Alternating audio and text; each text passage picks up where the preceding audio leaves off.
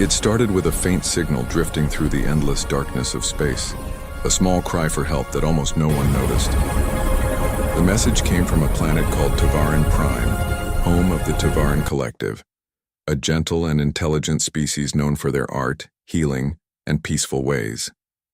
They were not warriors. Their ships were made for exploration, not battle. Their cities were full of libraries and gardens, not fortresses. For centuries they had lived quietly among the stars, believing that peace and kindness were enough to survive in a vast and dangerous galaxy.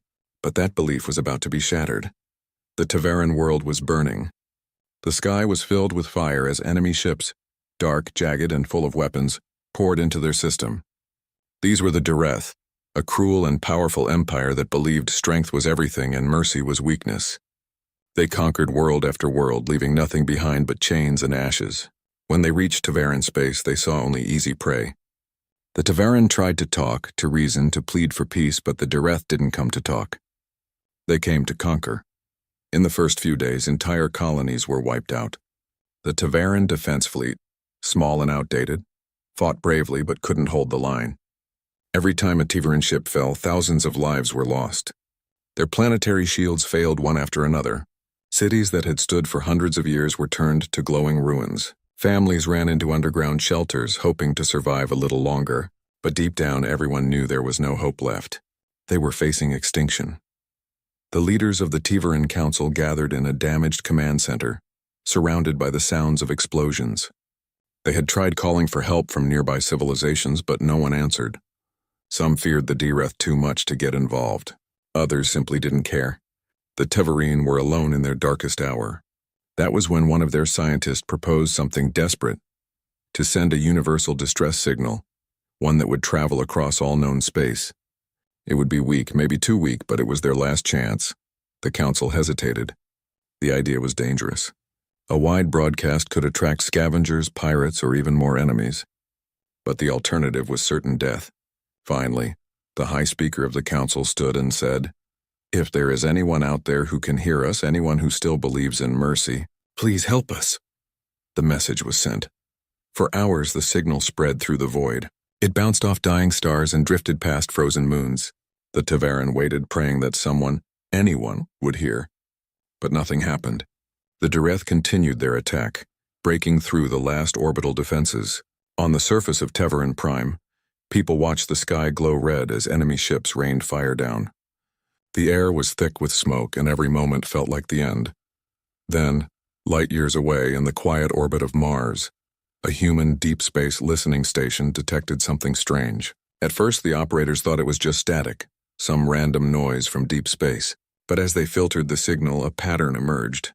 Then a voice, weak, trembling, and full of despair, spoke through the static. "This is the Tavaran Collective. We are under attack.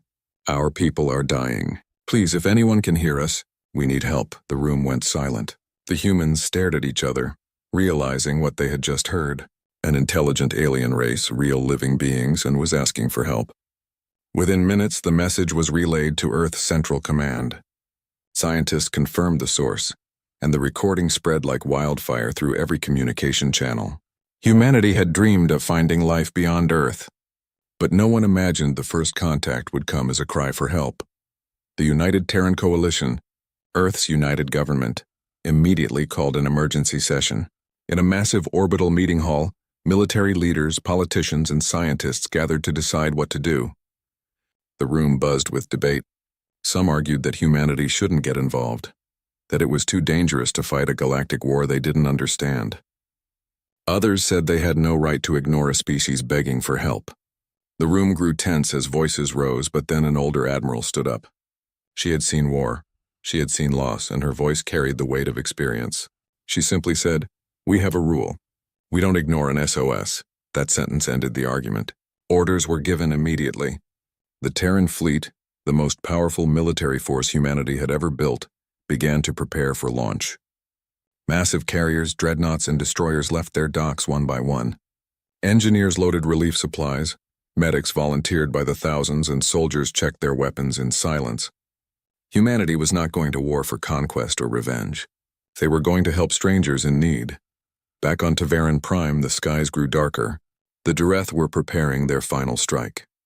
The Tavaran people, tired and broken, gathered in their temples and shelters, whispering prayers to gods who no longer seemed to hear them. The High Speaker stood in the ruins of the council hall, staring at the stars, wondering if their signal had reached anyone at all. The night sky was full of enemy fire, and the last of their defenses were falling. It seemed that the end had finally come, and then something changed. The Direth ships began to pick up strange readings, large, fast-moving energy signatures entering the system. They assumed it was a trick or maybe another Tivaran trap. But then the readings multiplied. Dozens of them, hundreds. Space itself seemed to tremble. The commanders barked orders, trying to make sense of it. Then, out of the darkness, new ships appeared, massive, sleek, and armed to the teeth. Their hulls bore a single insignia, a blue sphere surrounded by stars, the mark of the Terran coalition. The humans had arrived. They didn't send diplomats or negotiators. They sent their fleet. To the Direth, it was madness, an unknown species daring to challenge them head-on. But to the Tavaran, it was a miracle. Across burning skies and shattered cities, survivors looked up and saw flashes of light as the human ships opened fire. Precision strikes cut through the Direth lines. Missiles and railguns lit up the darkness. The battle that had seemed lost began to turn. For the Tivaran, it was impossible to believe.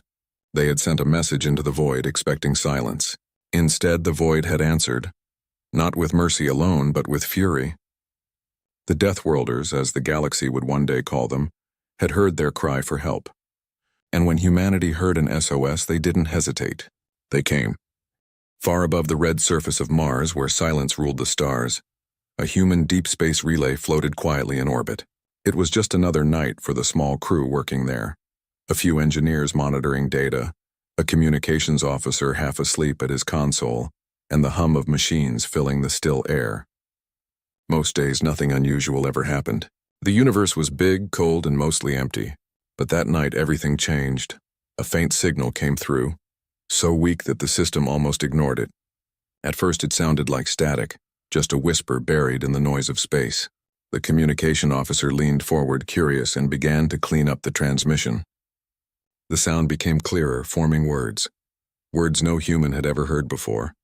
The voice was trembling, desperate, speaking in a strange rhythm that didn't match any known human language. Automatic translators tried to make sense of it, breaking down the patterns, analyzing tone and structure. And then slowly, the message appeared on screen in plain text. It said, "This is the Tivaran Collective. We are under attack. Our worlds are falling. Please, and if anyone can hear us, we need help." The officer froze. His hands shook as he stared at the message. For a moment, he thought it had to be some kind of prank or maybe a strange echo from deep space. But when the transmission repeated, weak and broken, he knew it was real. His voice trembled as he called his superior officer. Within minutes, the entire relay was active. Lights flashed. Systems that hadn't been used in years came to life. The signal was verified, recorded, and transmitted straight to Earth. By morning, every major space agency and defense command on the planet had received the same message. Humanity, spread across Earth, Mars, and several orbital colonies, had just heard a cry for help from another intelligent species. The news spread like fire. Scientists were stunned. The general public was speechless. For generations, humans had searched for signs of life beyond Earth, but no one ever expected first contact to sound like a plea for rescue. Within hours, an emergency meeting was called on Earth. Representatives from every nation gathered in the massive orbital headquarters of the Terran Coalition, the United Government of Humanity. Military leaders, diplomats, scientists, and analysts filled the room. On a large screen, the Tavaran's recorded message played again. The voice, and soft, tired, and full of fear, echoed through the chamber. For a long moment, no one spoke. Then the debate began. Some wanted to help immediately. They argued that ignoring the SOS would make humanity no better than the conquerors attacking the Tavaran. "If they're peaceful," one diplomat said, "they deserve our help. We were once weak too. We know what it's like to fight for survival, but others were afraid. We don't even know who's fighting who," a general warned. "What if it's a trap? What if these aliens are using us to destroy ourselves?" Memories of Earth's old wars, the centuries of conflict before humanity finally united, still haunted many. They had seen how compassion could be used as a weapon, The room filled with voices, arguments, doubts, and fears. The scientists said the Tavaran seemed harmless. The strategists warned of danger. The politicians hesitated, afraid to commit to a war so far from home. Then from the back of the chamber, an old admiral stood up. She had served in the last great conflict that had nearly torn humanity apart. Her uniform was simple, her face lined with age, but her voice was calm and steady. She said, "We've come too far to forget who we are. When we were drowning, others pulled us from the dark. When disaster struck, someone always answered. That is what makes us human." She paused and looked around the room. "We don't ignore an SOS." The words struck deep. The room went silent. Every soldier, every scientist, every leader felt it. Humanity had once sent its own cries for help. During wars, during disasters, during moments of despair. And every time someone had answered. Now another species was asking for the same mercy. The decision was made. Within hours, the order went out across all human space. The Terran coalition fleet was to mobilize. From shipyards orbiting Earth to bases hidden beneath the ice of Europa, the call spread. Prepare for deployment. Massive carriers were fueled, their engines glowing with blue light. Dreadnoughts, the giants of war, powered up their reactors. Thousands of engineers and crew members worked without sleep, checking systems, loading supplies, preparing for the unknown. But it wasn't just warships. Medical frigates, supply transports, and relief cruisers joined the fleet. Humanity wasn't just going to fight. They were going to help rebuild whatever remained. Soldiers trained for battle, while doctors and scientists prepared to save lives. Families on Earth watched the news as fleets of gleaming ships rose from the atmosphere, climbing toward the stars. Children pointed to the skies, asking where the humans were going. Parents answered softly, "They're going to help someone who called for us." To the Tavaran, the speed of humanity's response was impossible to understand. No known species could assemble such a massive force so quickly. They didn't know that humans were born from struggle, that unity, forged in centuries of chaos, had made them strong and fast when it mattered most. To humanity, it wasn't about power or pride. It was instinct. In a matter of days, the fleet was ready. Thousands of ships, millions of souls.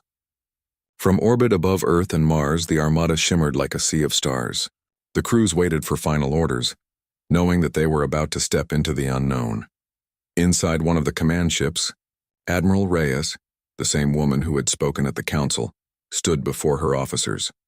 "We don't know what waits for us out there," she said. "But someone cried for help. We will answer, and we will show the stars what it means to be human." Across the fleet, her words were broadcast. The soldiers cheered quietly. The medics checked their equipment one last time.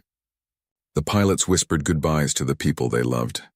Engines roared to life, filling the dark with light.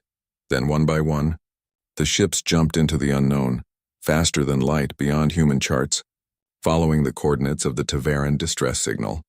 For the Tavaran, their last hope had been a message sent into the void. For humanity, it became a test of everything they stood for. They didn't go because they were heroes. They went because they couldn't ignore a voice asking for help. And as the stars blurred into streaks of light, every human aboard those ships carried the same quiet thought. We've never met them. We don't know their faces, but they need us. That was enough. By the time the human fleet reached Tavaran space, the war was almost over, and not in the Tavaran's favor. Their last defense lines were collapsing. Their skies were full of burning wrecks. The Dareth, cruel and merciless, had surrounded Tavaran Prime completely. The planet's cities were already in flames, and its oceans boiled from orbital bombardments. In a few more minutes, the entire civilization would be gone. Families huddled together in underground shelters, whispering prayers to stars that no longer answered. The leaders in their bunkers had already accepted that this would be the end of their people. And then, in the cold dark beyond the system, something new appeared. Dozens of massive objects dropped out of faster-than-light travel, their signatures strange and powerful. Not Tavaran, not Dareth, but something completely unknown. For a brief moment, no one understood what was happening.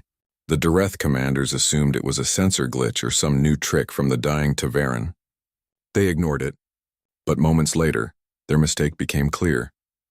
The darkness of space suddenly lit up. From the edge of the system, the Terran coalition fleet arrived in full force. Human ships, vast, armored, and burning with energy, moved into formation. They were unlike anything the Dareth had ever seen. The largest of them were kilometers long, bristling with weapons, flanked by squadrons of smaller ships darting in tight, perfect coordination. These were not exploration vessels or fragile scientific craft. These were warships built from centuries of conflict, shaped by a history of survival on a deadly world called Earth, a place the galaxy would one day name the Death World. The Tavaran, watching from the surface, saw strange lights forming patterns in their sky. At first, they thought it was the Dareth finishing them off. But then the bombardment stopped. Silence hung for a moment. And then the stars exploded.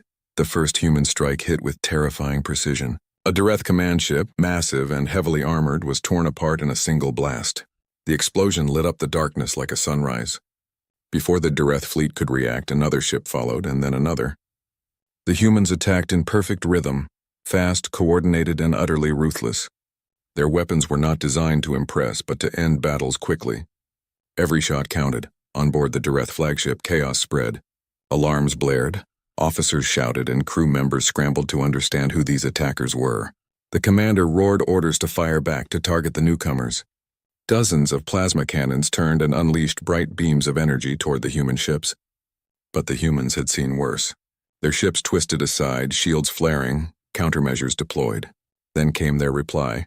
Railgun rounds traveling at near light speed. Missiles that thought for themselves. Beams that sliced through armor as if it were paper. One Dareth ship tried to flee. It never made it. A human destroyer moved in, cut across its path, and fired once.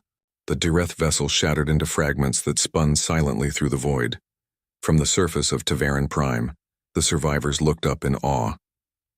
The night sky, once full of fire and despair, now shimmered with streaks of light, trails from human ships as they danced through battle like metal angels. The explosions high above looked almost beautiful. The people whispered, unsure if they were witnessing salvation or the final end. One elder fell to his knees, tears in his eyes, and whispered, The stars are fighting for us." The Dareth, on the other hand, were trapped in terror. They had fought many enemies before, weak, frightened races that begged for mercy. But these newcomers didn't beg. They didn't even speak. They simply acted. Every movement, every strike showed experience, the kind that came only from surviving endless wars. The Dareth commanders realized too late what they were facing. Deathworlders, beings evolved on a planet that killed the weak and sharpened the strong. To fight humans was to fight creatures forged by gravity, pain, and fire. As the battle raged, communication finally opened between the human command ship and the Tavaran Council. The image of a human admiral appeared on the Tavaran's flickering screens. Her uniform was black, her face calm but focused. Behind her, the bridge glowed with tactical holograms and flashing lights. She spoke only a few words. "We've received your distress call. Hold your ground. You're not alone anymore." The Tavaran didn't even know how to respond. Some wept. Others simply stared, unable to believe that another species had come to save them. In orbit, the Dareth tried to regroup. Their flagship, surrounded by smaller vessels, attempted to rally its forces. But the humans didn't give them time. A formation of Terran cruisers closed in, their engines glowing bright blue.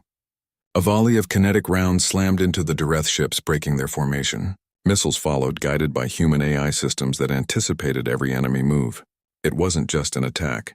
It was a display of precision, discipline, and controlled fury. The Dareth realized they weren't facing an empire. They were facing survivors, a species that had learned long ago how to turn desperation into power. The humans didn't come to negotiate or to conquer. They came to end the war. On the Tavaran surface, news spread quickly. People emerged from bunkers looking up at the sky. The sounds of bombardment had stopped. Children pointed at the lights, asking their parents who the new ships belonged to. No one had an answer yet, but they all felt it, a strange sense of hope returning after so long. Meanwhile, aboard one of the Terran ships, soldiers and pilots worked with machine-like focus. Every order was followed instantly. Every movement was rehearsed. They were not fighting for glory or for fame. They were fighting because someone had asked for help. Within hours, the battle that had once seemed lost began to turn completely. The Dareth fleet, once proud and confident, was reduced to burning wrecks drifting in the void. Those who tried to escape were hunted down. Those who surrendered were disarmed and detained. Humanity's arrival had transformed a hopeless tragedy into a stunning reversal. When the last Dareth ship exploded, a strange calm fell over Tavaran space. The stars, which had burned so brightly during the battle, now shimmered quietly again. The war was over. The Tivaran looked up at those silent stars and realized that their cry for help had not vanished into the void. Someone had heard them. Someone had come. In the history that followed, the galaxy would speak of that night in hushed tones. The Dareth called it the night of the burning sky. The Tivaran called it the day the stars fought back. But humanity called it something simpler. A rescue mission. Because for the Terrans, this wasn't an invasion or an act of conquest. It was a response to a plea for help. And when the humans heard an SOS, they didn't hesitate, they didn't question, and they didn't stop until the threat was gone. To the Tivaran, the humans were saviors, beings who brought both mercy and might. To the Dareth, they were monsters, predators from a world too harsh to imagine. But one truth spread across the stars that day. When Deathworlders arrive, the universe learns that mercy and wrath can wear the same face. The Dareth fleet, once feared across dozens of star systems, was now nothing more than wreckage drifting in silence. What had once been a symbol of terror and dominance had fallen apart under the relentless precision of human strategy.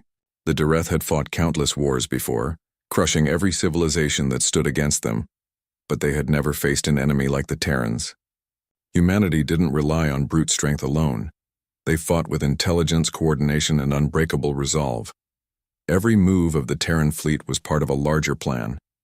The human ships moved as one, each covering the other's blind spots, each attack calculated to weaken the Dareth's formation. Where the Dareth fought with arrogance and fury, the humans fought with unity and purpose. Within hours, the once mighty Dareth armada was broken apart. Ships that had ruled the stars for centuries were now burning wrecks, drifting helplessly through the void. On the surface of Tavaran Prime, silence replaced the sounds of battle. The endless bombardments had stopped. The people stepped out from underground shelters, their eyes wide as they looked toward the sky. Smoke filled the air, cities lay in ruins, but above them, the stars no longer burned red with fire. Instead, they shimmered softly with the lights of human ships. For the first time in generations, the Tavaran felt something they thought they had lost forever: hope. But humanity didn't stop after the fighting ended. For them, victory wasn't about destruction, it was about restoration. The moment the last Dareth ship was gone, new orders were sent across the Terran fleet. Medical ships were to descend to the surface. Engineers, medics, and scientists were to deploy immediately. The war was over, but the work had just begun. From orbit, hundreds of dropships left the human carriers, streaking through the atmosphere like silver comets. They landed in the ruined cities where smoke still rose from the ashes. The hatches opened, and humans in white and gray suits stepped out. Not soldiers with weapons, but doctors with medical packs and engineers carrying tools. They moved through the streets quietly, scanning for survivors, calling out in calm voices. The Tavaran, frightened and weak, peeked from behind broken walls and collapsed buildings. They had seen nothing but death for months, and at first, they didn't know if these new beings were truly there to help. But when the humans began handing out food, water, and medicine, the fear slowly faded. Human soldiers, still wearing armor marked by battle scars, knelt beside Tavaran children and offered them water. They set up shelters made from the remains of their drop pods. They shared their own rations with survivors who hadn't eaten in days. To the Tavaran, it was beyond belief. Just hours ago, these same humans had brought fire and thunder from the sky. Now they were helping rebuild what had been destroyed. In one city, a human engineer team worked side by side with Tavaran builders to restore power to a damaged medical center. The Tavaran had never seen technology like human machinery, strong, simple, and efficient. Yet, despite the differences, the two species worked together easily, communicating through gestures and translated words. When the lights flickered back to life, the Tavaran doctors broke down in tears. For them, it wasn't just power returning, it was life returning. Across the planet, similar scenes unfolded. Human scientists tested the air and soil, helping Tavaran farmers restore what could be saved. Medical teams treated burns, injuries, and disease outbreaks caused by the invasion. Even human soldiers who had spent years training for war now found themselves cradling wounded Tivaran civilians, comforting them as if they were their own people. The Tivaran elders, who had once believed their civilization would vanish, now watched in disbelief as these strange visitors, these deathworlders from a faraway blue planet, worked tirelessly to heal instead of harm. The elders couldn't understand it. The Dreth had brought death and humanity had brought destruction too. Yet somehow the humans' destruction had saved them, and now those same humans were rebuilding everything they had broken. One evening, as the fires across the horizon began to fade and the sun dipped behind the shattered skyline, a Tivaran elder requested to meet with the human admiral leading the operation. She was the same woman whose voice had first reached them after the humans arrived, calm, steady, and full of quiet authority. The meeting took place in what was once the Tivaran Council Hall, now a half-ruined structure filled with the smell of smoke and dust. The elder, his body frail but his eyes bright with curiosity, stood before her. Around them, human engineers worked silently to repair what they could. The elder looked at the admiral and asked in a trembling voice, "Why? Why would your people come so far, risk so much for a world that means nothing to you? You lost ships, soldiers' lives, all for strangers." The admiral was quiet for a moment. She looked out through the broken wall, where the stars shimmered faintly in the night sky. Her uniform was dusty, her face lined from years of command, but her eyes held a calm warmth. Finally, she turned to him and said softly, "Because someone called for help, and that's what we do." The words were simple, but they carried a weight that the elder could feel deep in his heart. There was no pride in her tone, no expectation of reward, just truth. Humanity hadn't come for glory, conquest, or resources. They came because they couldn't stand the sound of a desperate voice going unanswered. The elder lowered his head, emotion filling his chest. For centuries, the Tivaran had believed that kindness was weakness, that the strong ruled the stars. But in that moment, he understood what true strength was. Strength wasn't in domination or destruction. It was in compassion. It was in the courage to cross the stars to help those you had never met. As days turned into weeks, Tivaran Prime slowly began to heal. Human ships continued to deliver supplies and machinery.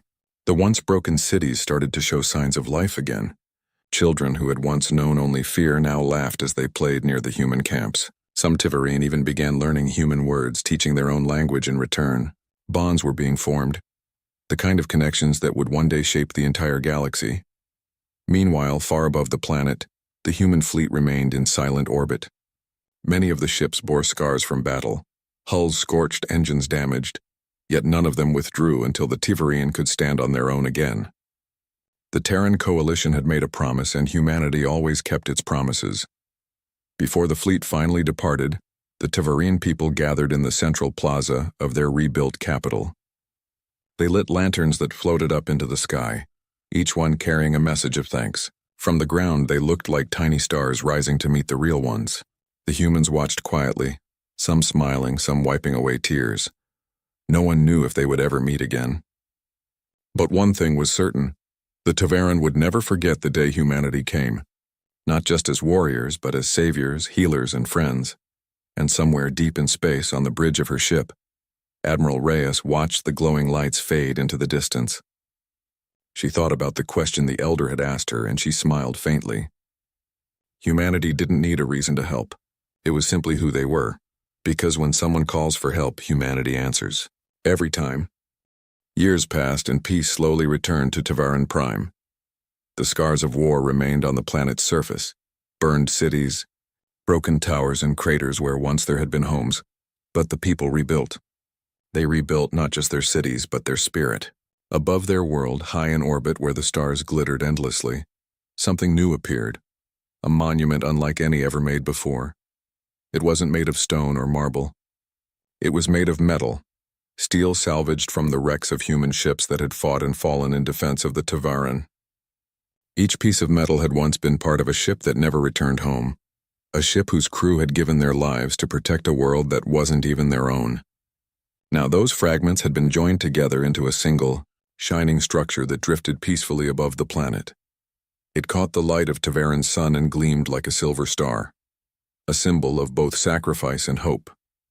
Every few hours, its surface would flash as sunlight struck its engraved panels, and if anyone came close enough to read what was written there, They would find words carved in every language known to humans and Tivarin alike. Help asked, help given. Just 4 simple words, yet they carried the weight of everything that had happened. It was not a slogan of victory or power. It was a promise, a message that would never fade even as centuries passed. It reminded everyone who saw it that when the Tivarin cried for help, humanity answered. The monument became a sacred place for both species. Tivarin ships would pass beneath it and blink their lights in salute. Human fleets, when patrolling near Tivarin space, would alter their course just slightly, enough to pass by the monument, to honor those who had fallen. Some of the human ships even played soft music as they drifted past, a quiet song used by Terran sailors to remember those who never came home. Over time, that story and the tale of the day humanity came to Tivarin Prime spread across the stars. Traders, explorers, and scholars carried it from one system to another. In the far reaches of space, even those who had never seen a human ship knew the legend. They told of how the Tivarin sent a desperate SOS, how the Direth fleet came to conquer, and how humanity answered the call not with negotiation, but with thunder. They said that the skies above Tivarin burned brighter than any sunrise as the Terran fleets descended. They told how the Direth, once feared as unstoppable, were crushed under the combined power of human coordination and will. But what made the story legendary wasn't just the war. It was what came after. In the aftermath, when the Tivarin expected cruelty or control, humanity instead brought kindness. They sent medics, engineers, and aid workers. They shared food and medicine. They rebuilt homes and repaired hospitals. And when asked why they did it, the human admiral had given an answer so simple, so pure that it became eternal. Because someone called for help. And that's what we do. That line, along with the monument's words, became part of galactic culture. It was repeated in classrooms, quoted in speeches, and sung in songs. For the Tivarin, it was a symbol of rebirth, a moment that turned their near extinction into a new beginning. For humanity, it was a reminder of what they stood for. Not conquest, not empire, but compassion and duty. Even the Direth, the once proud empire that had caused so much suffering, learned to fear those words. After the defeat at Tivarin Prime, the Direth fleets withdrew from several border systems. They avoided human space, their admirals refusing to engage Terran forces unless absolutely necessary. They understood now what others would come to learn in time, that when humanity fights, they fight like a storm. But unlike other conquerors, humanity didn't leave ashes behind them. They left rebuilt cities, grateful survivors, and monuments shining in the dark. To the Direth, that was terrifying. To everyone else, it was inspiring. As generations passed, children across many worlds learned about the Battle of Tivarin Prime in their studies. They learned about the Direth invasion, the desperate SOS, and the moment when the Terran coalition answered the call. But what truly captured their imaginations was the part that followed, how the destroyers of worlds became healers, how the so-called Death Worlders showed mercy after fury. Poets wrote about it. Artists painted the image of human soldiers handing food to alien children under a broken sky. Composers wrote symphonies inspired by the event, music that began with thunder and ended in quiet peace. And every retelling carried the same message, that strength and kindness can live in the same heart. For the Tivarin people, the monument became a pilgrimage site. Every year they sent a ceremonial shuttle up into orbit, filled with flowers and small offerings made from local metals and crystals. They would attach them to the monument's base and say a few words of thanks, not to gods or kings, but to the humans who came when no one else would. Some families even named their children after the human ships that had fallen, names like Valor, Endeavor, and Reyes, in memory of those who had given their lives. The monument itself never stopped glowing. Over the years, new layers of metal were added to replace what time and cosmic dust eroded. But the original plates, the ones made from the destroyed ships, were never replaced. They remained untouched, a reminder that beauty can rise from sacrifice. Even the stars around Tivarin seemed to carry the story. Spacefarers often said that when they passed near that system, the stars looked brighter, as if the light of those who died still lingered there, watching over the planet they saved. Some called it superstition, others said it was truth. But no one denied what the story had come to mean. Across the galaxy, civilizations began to see humans in a new light. They were still feared, After all, they came from a world known as a death world, a place where even the trees could kill. But now that fear was mixed with respect. The galaxy had seen what humanity could do when roused, and they had seen what came after the storm: compassion, rebuilding, and peace. For the Tavaran, hope returned. They rebuilt their cities with human help, established schools, hospitals, and trade routes. They joined the wider galactic community, not as victims but as partners. And every time they looked up at the night sky, the monument reminded them that they were not alone, that somewhere out there, across the cold dark of space, humanity still listened for the next SOS. Millennia would pass, and empires would rise and fall. New species would discover the stars. But the story of Tavaran Prime would never fade. It became part of the shared memory of the galaxy, a lesson written not in books, but in hearts. Whenever a distress call was sent, those who remembered whispered the same words.